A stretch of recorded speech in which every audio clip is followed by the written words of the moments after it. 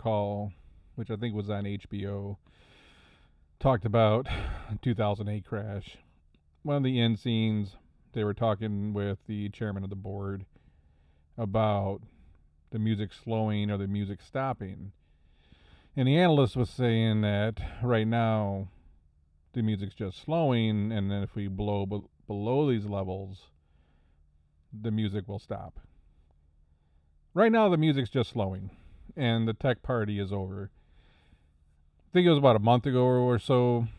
I think it was Google laying off janitors, or somebody made Facebook. Just saw news from Facebook that, I don't know, see if I can grab a headline really quick here. Looks like they're restructuring, is the proper phrase. It is Meta CEO Mark Zuckerberg announces hiring freeze and restructuring.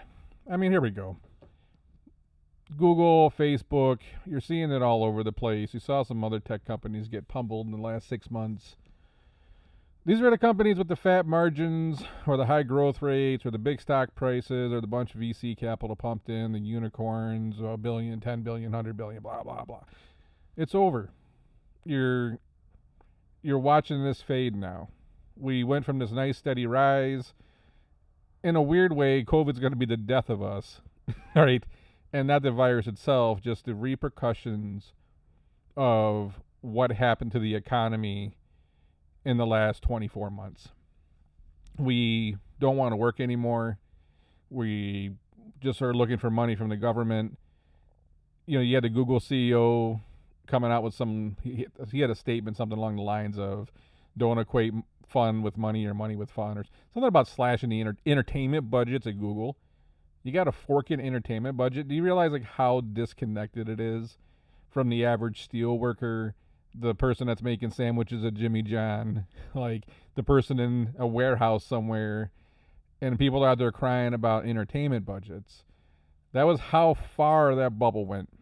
And you're watching these tech companies now have to watch their margins. Growth is going to slow. The party's over. Maybe today the music's slowing, but this is the death rattle. Doesn't mean the end of the company. It just means the heyday is done.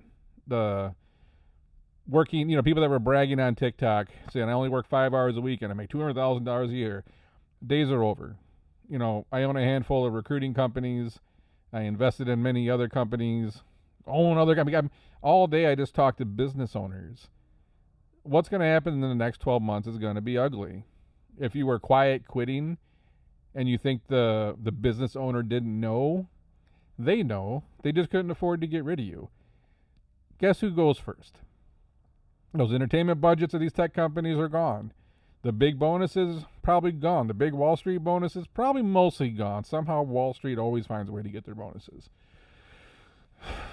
Reality's about to set in. We went through this boom where we pumped in 6 plus 7, 8, 9, who knows how many trillions of dollars into the system.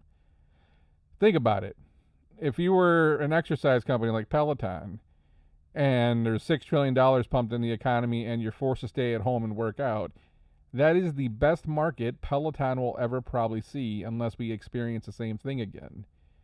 You got to think about that for many companies. Zoom, where you're forced to work from home. There was many things that created a bubble. We're never going to see that again unless we go through another lockdown, for example. When's the last time you've seen the economy get $6 trillion pumped into it? Well, you didn't. Then the real estate market boomed, and that was creating more money. We've never seen anything like that. We keep trying to compare to crashes of the past or economies of the past. Find me an economy where you saw the money supply get pumped up this much in that short a time. So I think many companies, that was the best earnings you're going to see for a long time. That was the most customer demand they're ever going to see for a long time. Many of the things that happened in the last 24 months was pull ahead sales. I said back last year that we likely bought 5 to 7 years worth of goods in a 2-year period because we had that much money in the system. But now we don't need anything for the next 5 years, which is going to create a fall off in demand. When you look around, it's ugly. So When you see the tech companies getting hit and they had the fat margins to do whatever they wanted, that kind of heyday is over. And we're going to find out where Google goes from here in the next 5 or 10 years. Facebook looks like it's in trouble. Twitter may or may not be a dinosaur. We'll see. And then on top of it, you got the whole Elon Musk drama. But I remember the 2000 crash.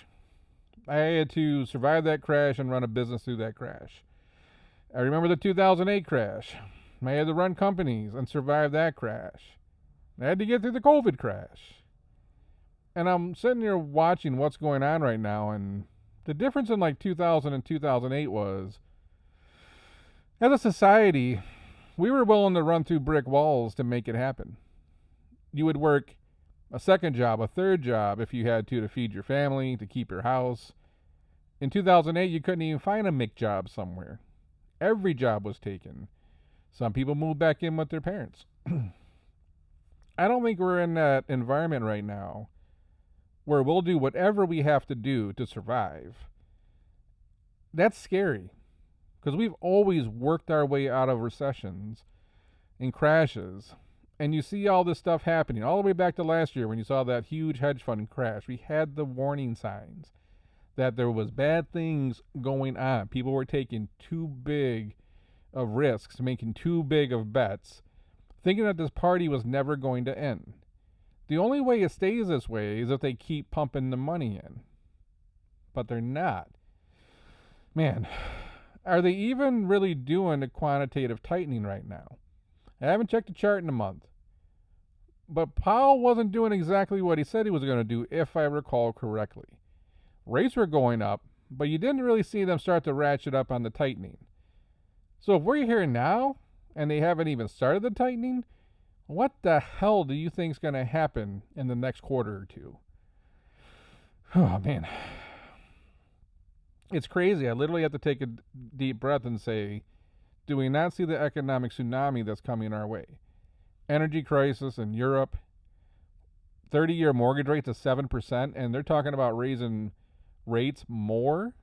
That's probably going to push 30-year mortgages up to 8%. Who's going to shorten new home buyers? Who's going to do that? Who can afford to?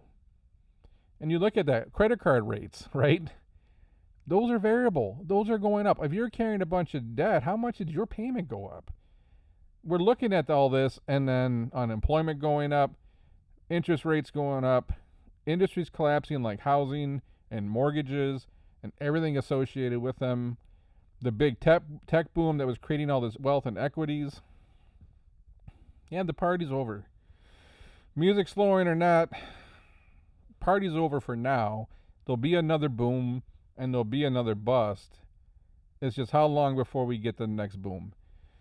When the Google CEO has to come out and have that meeting and have the pushback about the budgets and the entertainment, and how far have we been disconnected from real work to where it's a badge of honor to quiet quit instead of coming to work and say, I'm here to work. I'm here to do whatever I have to do. I'm trying to get somewhere and I have ambition. We've really lost our way. And I know a lot of people are saying quiet quitting is about not letting the company use you. I get that. Companies shouldn't use you. I just don't think that's exactly what's going on right now. Walk into a sporting goods store right now, and when there's 6 people behind the counter all talking and no one wants to come out and help you, is that quiet quitting, or is that just people who don't want to work? Retail experiences right now are terrible. Restaurant experiences right now are terrible. In fact, anything in that sector is terrible. That's not quiet quitting. We got to step back and say, how are we going to get out of this mess? Partly that the government made, and we're responsible for a little bit of it too. But do we want to go through 10, do we want to lose another decade, right? Do you want to go another decade with no growth, high unemployment? Do you want to give up? If you're 20 right now, do you want to wait till you're 30 before you can get somewhere? If you're 30, do you want to wait till you're 40, or 40 wait till you're 50 to buy your first home or move somewhere? Nobody wants a lost decade.